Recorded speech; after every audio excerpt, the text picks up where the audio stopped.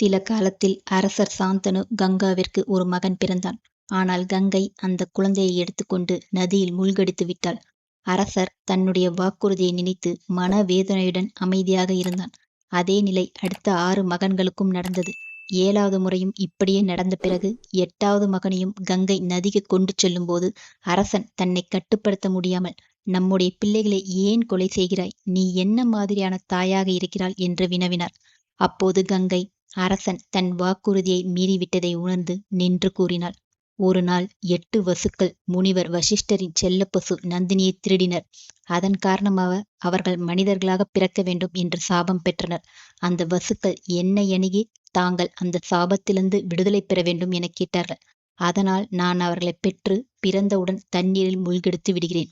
7 வசுக்கள் ஏற்கனவே சொர்க்கத்திற்கு சென்று விட்டனர். ஆனால் இந்த 8வது வசு மனிதனாக வாழ வேண்டும் என்பது சாபத்தின் ஒரு பகுதி. இப்போது நான் போக வேண்டும். உங்கள் மகனை விரைவில் உங்களுக்கு திருப்பிக் கொடுக்கிறேன், காத்திருக்கவும் என்று சொல்லிவிட்டு கங்கை அந்த குழந்தையுடன் மறைந்து விட்டாள்.